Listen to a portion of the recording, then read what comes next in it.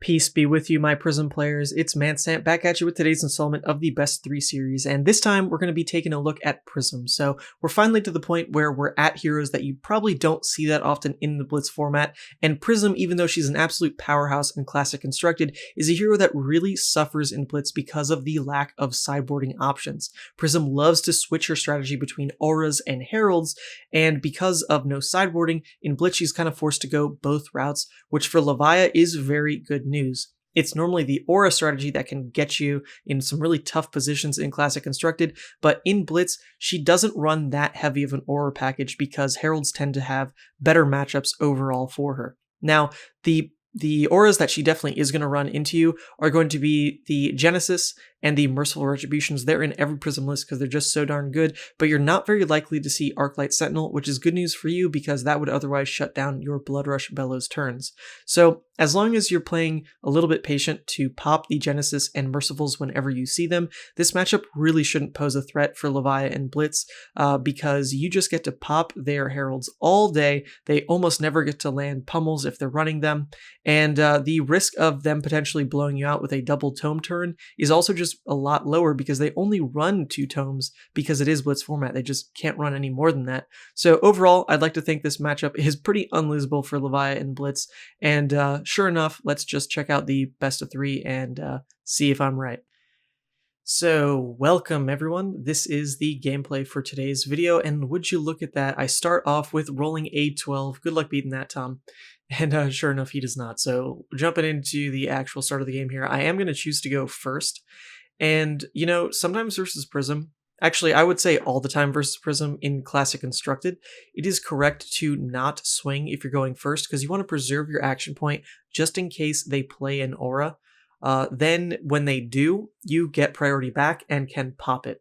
However, in Blitz, if they want to play an aura on turn 1, not only do they have to be pretty lucky to actually have one in hand because there's really not many in the deck, but they also will take about 3 damage to do so, and 3 damage is no laughing matter on turn 1 in Blitz.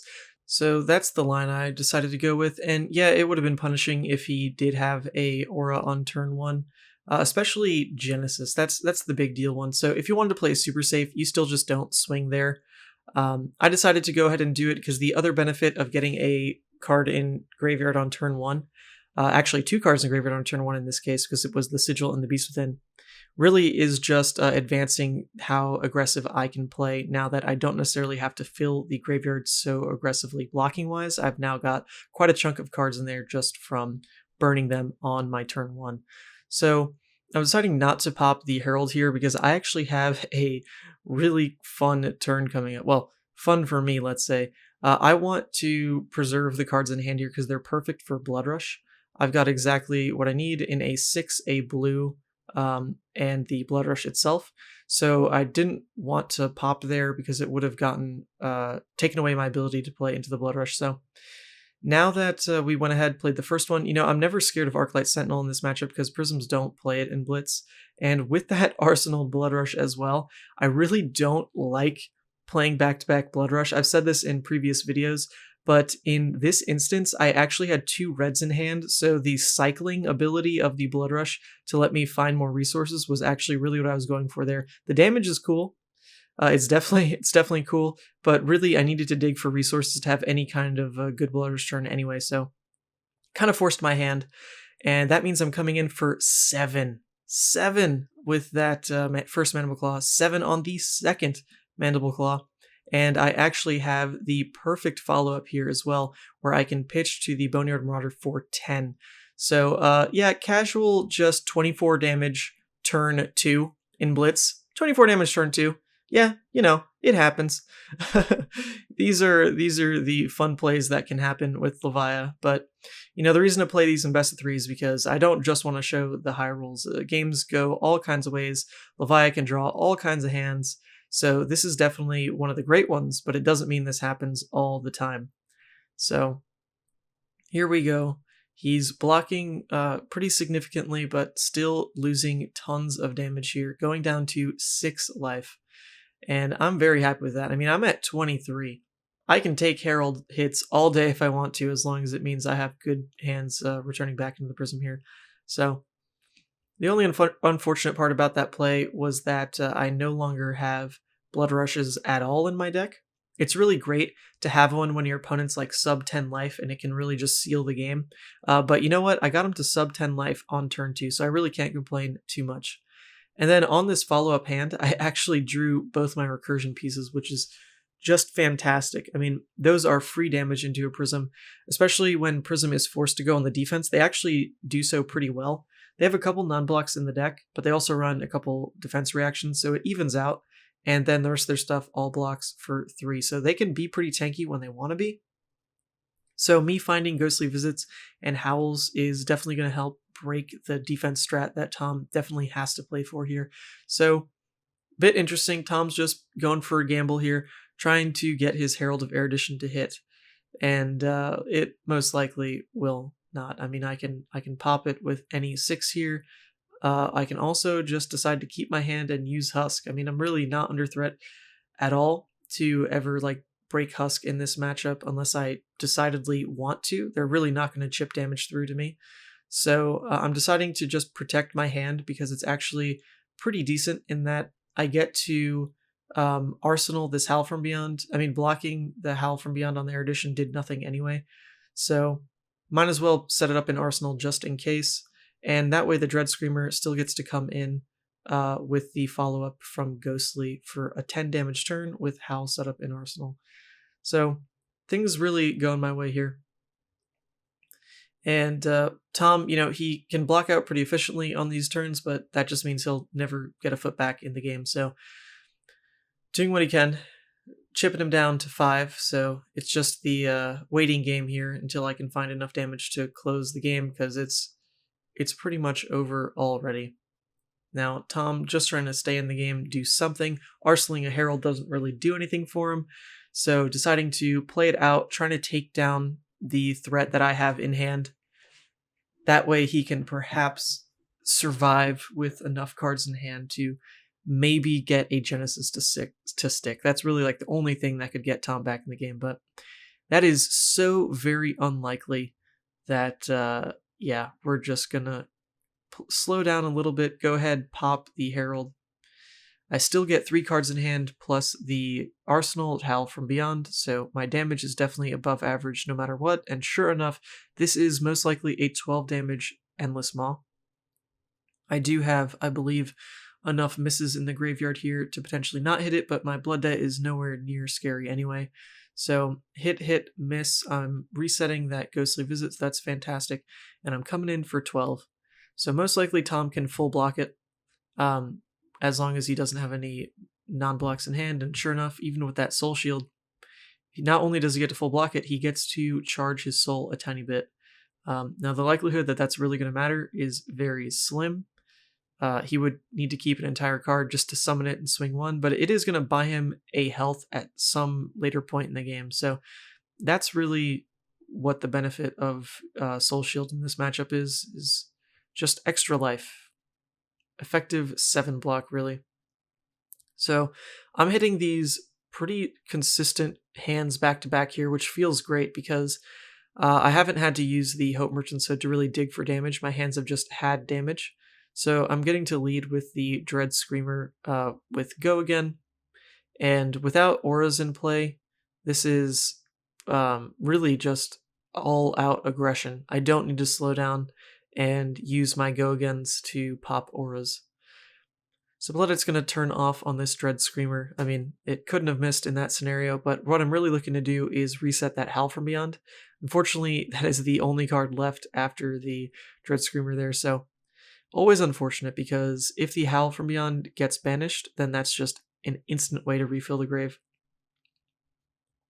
So on declaration here, Tom is going to go ahead and charge his soul with the Halo, which will then turn on his Vestige to draw a ton of cards with that Tome of Divinity. So he's doing this more than anything just to stay alive, because he knows that this turn is going to be above average damage. And covering up the full 6 on the Dread Screamer means I've got a little bit of work to do here to try to break through another 2 cards in hand, because more than likely the follow-up is just going to be the Ghostly Visit. Now, of course, I was hoping to banish the Howl because I've got the extra resources in hand to have made that Ghostly Visit a 7, which, as far as I know, is fantastic, but we do see Tom has the Sink Below, so it wouldn't have actually pushed any damage. So since I'm pretty caught on the fact that I wanted an extra 3 damage this turn, I'm going to go ahead and roll Scabskins. Now, the damage differential is only 3, but I don't really want to end my turn with an extra card in hand. It's just inefficient, and I hate being inefficient. So the Scabskins roll really didn't need to happen if I hit the Howl, but this is actually the same damage result anyway. And I do get to then just Arsenal a card, and no tempo was lost there on my end. Rolling a 6 was excessive. There was no way to use that third action point, but of course I'll never complain if I do. And then this hand's actually very interesting because I love seeing that Doomsday versus Prism, but it can also be a little bit risky to play if your turn doesn't already have some threat presented, because if they keep enough cards to swing a Herald into Doomsday, it can actually trigger any hit effects the Herald has, and of course send it to Soul and turn on Vestige. Now, the Life is in a position where I'm not too afraid of Tom being able to keep 2 cards to swing a Herald, but I'm always going to lead with Scabskins because of the potential 6 damage for free on the Blasphemfet anyway, so that is quite a bit better than just a free 4 damage with the Ghostly, wouldn't you say? Extra 2 damage with a body that sticks around is definitely worth it, so always fortunate to hit 2 action points on the Scabskins. And we're actually going to lead with the Blasphemfet, and that's because Tom's in a position, right, where he needs to block with 2 cards, so if I lead with the Blasphemfet and pull 2 cards out of his hand, that's actually going to enable my Barraging Beatdown. And of course, enabling Barraging Beatdown in this kind of position could just be game. So that's the line I'm going for, because if that Arsenal card is not a defense reaction, then this is just game. And that is what I'll be watching for here. Of course, with the cam here, we know that that is a Sink Below in Tom's Arsenal, but I don't know that yet. So I'm trying to just come in for lethal. That is 8 damage on that Boneyard Marauder. And I'm ahead enough right that I actually don't care on whether or not this Blood Debt turns off. In fact, in my mind, this is probably just game. But I had plenty of misses. I actually do turn it off there. So this is actually fine, because as we see, Tom will outlive this barraging play. So the game will continue. And just gently reminding Tom that actually he doesn't need to block with the Vestige there, because the barraging will be turned off by just blocking with that Sink Below. So quick takes his backsies. And of course, that's always allowed. Don't want to win games through misplays. So that means Tom just kept his 1 card and gets to summon a Spectral Shield. So I can take this damage if I want, but honestly, I don't want to just waste damage for no reason, because you never know what can happen here. So by checking the hand, just making sure that I can either use everything there or take the damage.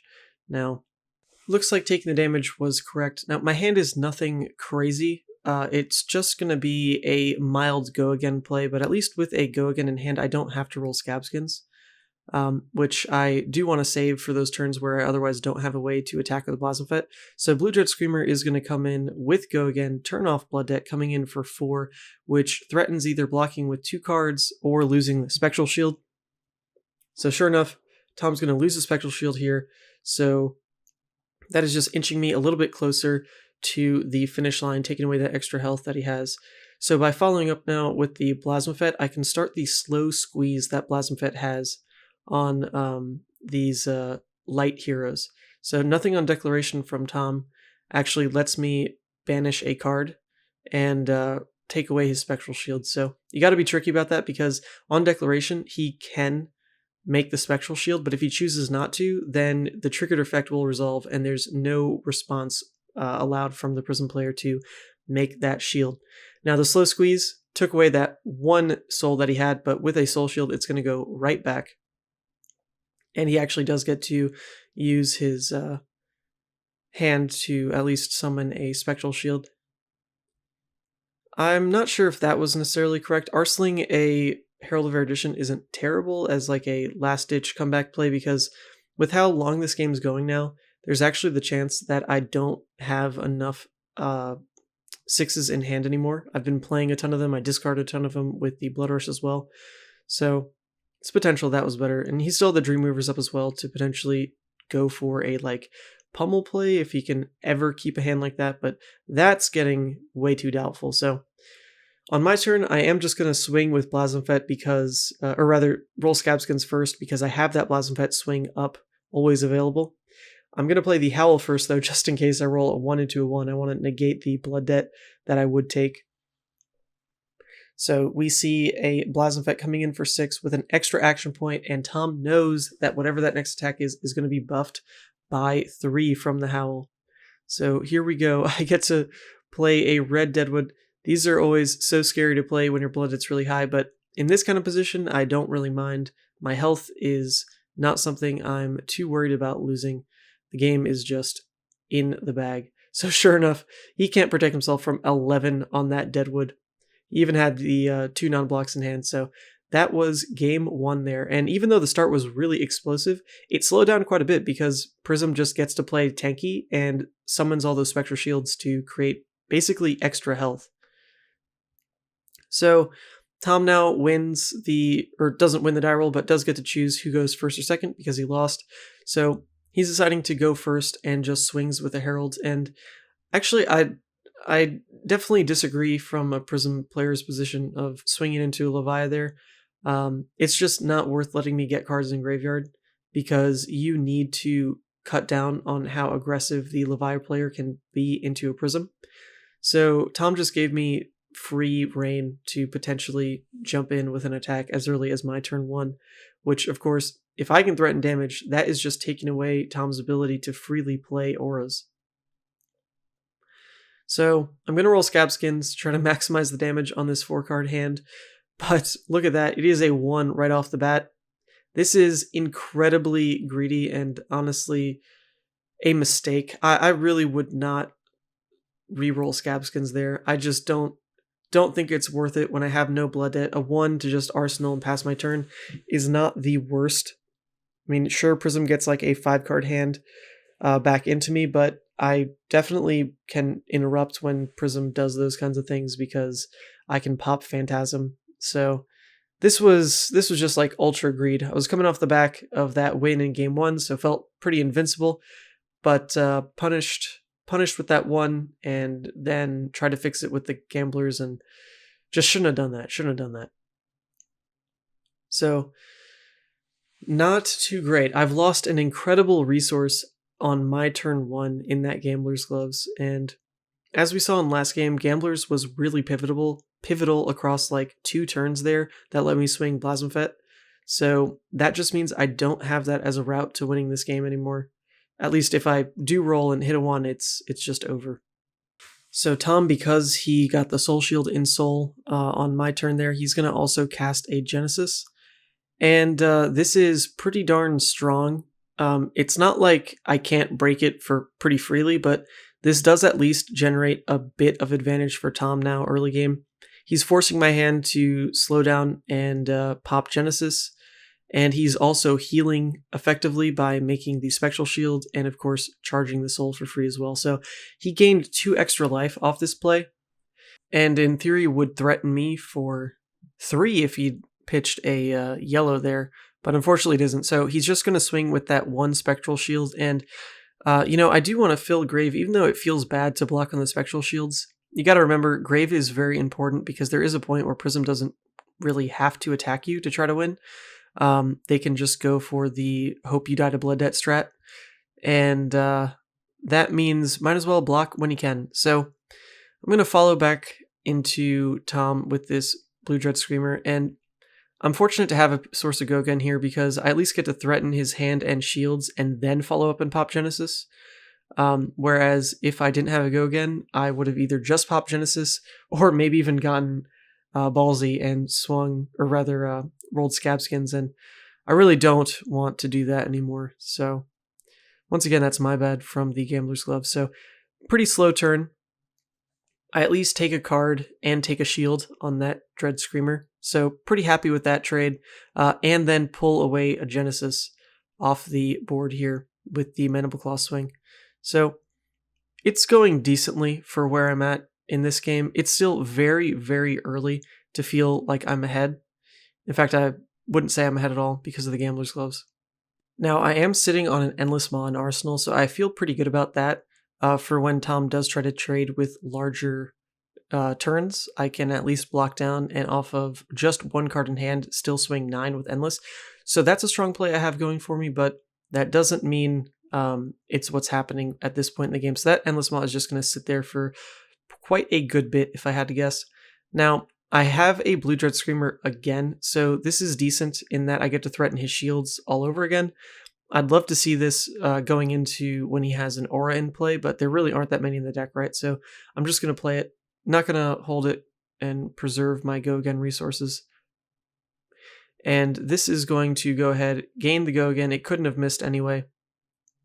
Coming in for 4 with Go Again. Now, I not quite sure how I plan this turn preemptively, because as I'm looking at it now, this is a clunky mess of a turn. Without him summoning a aura, this really wasn't really worth pushing a Go Again for. I could have instead just come in pretty tall with even just the Endless Maw would have been fine here, and then maybe just Arsenal the Dread Screamer instead to save for an aura.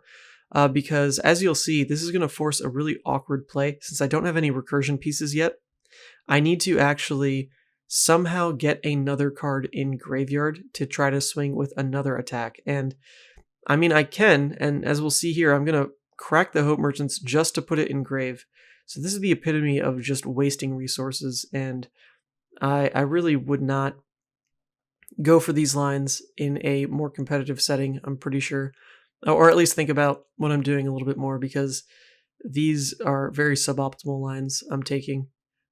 Just kind of pushing for the greed, see where it can take me, because this is a matchup where I do think it's pretty unlosable. So just playing a little fast and loose and seeing what that does to the game. You know, this is a best of 3, so you can try different lines, because at the end of the day, I'm only trying to win the best out of 3.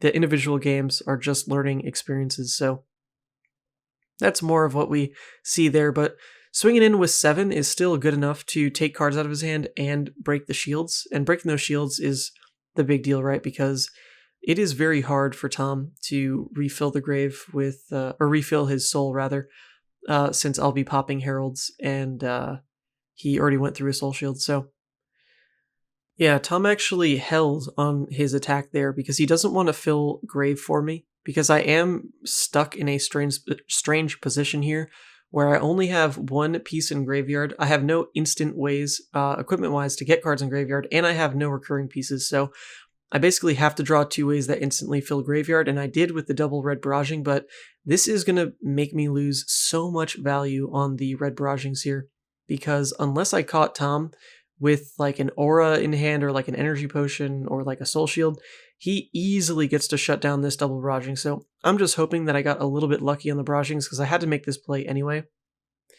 But this is just really suboptimal overall, and I'm getting punished for how sloppy I played the early game here for sure.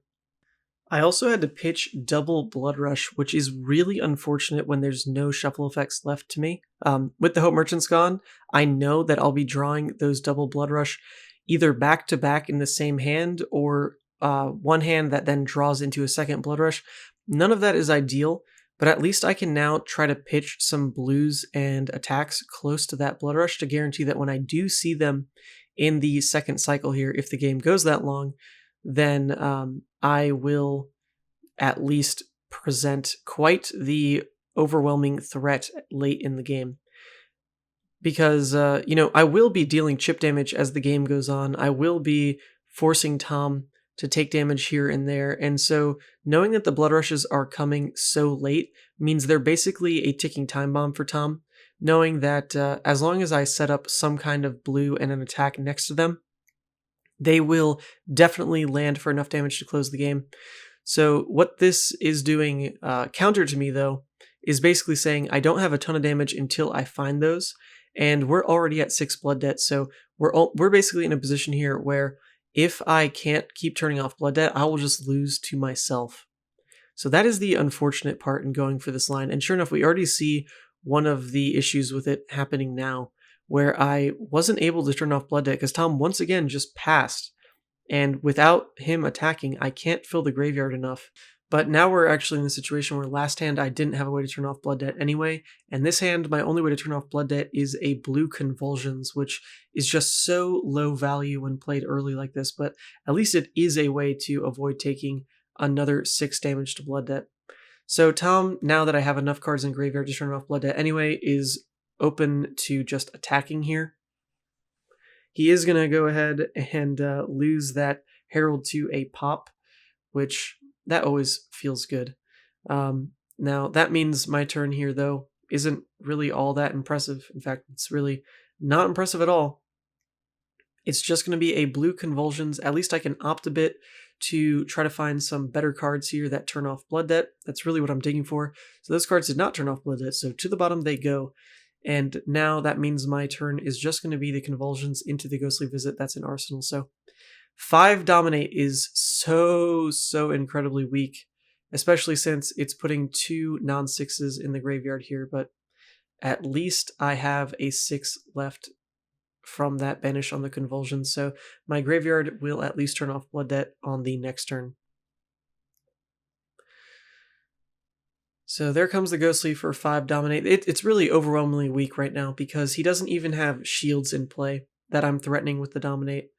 This is just something I have to play towards, and I guess the other benefit is Ghostly Visit will get to go to grave, and that means I will get to start banishing it. But I already used 3 Dread Screamers, and Dread Screamers are like the best combo piece for Ghostly Visit, especially if the Gambler's Gloves is already gone, so this is just not looking great. The Arsenal card there was also incredibly weak. I put the Reckless Swing in Arsenal because I really just need to dig for ways to turn off Blood Debt. And Reckless Swing also has some cute interactions in that it can break shields. So it's not the worst card to put in Arsenal.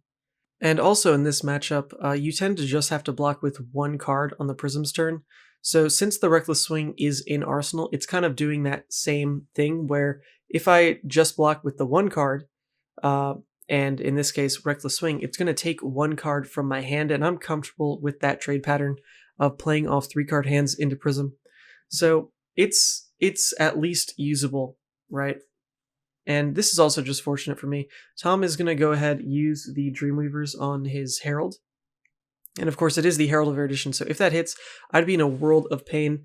So I do have to use Husk there, which it was close to breaking anyway, but he had the pummel. But boy, oh boy, was I lucky with the Sink Below in hand, because honestly, if I didn't have that, huge blowout right there. But at least now on the flip, I do have a decent play coming in for 9. I hit the recursion piece in Ghostly Visit and do turn off Blood Debt. So it's okay. We're still digging for ways to turn off Blood Debt every turn because I'm now up to 9. And that's basically saying, okay, I missed 2 turns of Blood Debt now and I lose. So really trying to just dig, never keep cards in hand, draw a new full 4 every turn, and get to the ways to turn off Blood Debt and get to those Blood Rush Bellows, because it's now been like 3 turns or so since I pitched the Blood Rush Bellows, and we've taken Tom down to 12. So if we figure that we're going to draw the Blood Rushes in about like maybe 4 turns, then that means if I deal another like 6 damage or so to Tom in between then the Blood Rushes are likely just game. So we just need to survive. We just need to get to that point. And if I can just maintain ways of turning off Blood Debt, that's all that needs to happen. So I'm not going to waste my life here. I did go ahead, fill the graveyard with another 6, which is always useful. And this is going to lead into an amazing 2-card hand with Howl from Beyond into the Boneyard Marauder. Well, that wasn't 2 cards because the Howl from Beyond was in hand, but idea is there that if the Howl from Beyond was in Banish, then off 2 cards, Boneyard Blue, that's 9 damage. Fantastic. It's basically like a baby Endless Maw. Boneyards, of course, would be fantastic to Arsenal, but I'm stuck with a pretty subpar Arsenal here from that previous few turns ago. So really what needs to happen is I have to get that Reckless Swing out of Arsenal to set up an attack that turns off Blood Debt into those Blood Rush turns. So I don't have that many turns before I have to go for that line. So at some point, I need to make the call that, okay, it is fine to play Reckless. I'll keep 3 cards. With those 3 cards, hopefully I have a way to turn off Blood Debt and set up an Arsenal in some form of an attack. So that's the idea behind getting rid of the Reckless in time. Now, Tom is going to go ahead and make a Merciful Retribution. So this is one that's not really scary when you're ahead. And it also really helps that whenever Tom wants to create these auras, he takes a huge chunk of damage to do so. So now we see the damage was really accelerated there. I took him from 12 to 7, dealt 5 on that, which is fantastic. And I am pretty low on go-agains for sure. But there we go. Speak of the devil.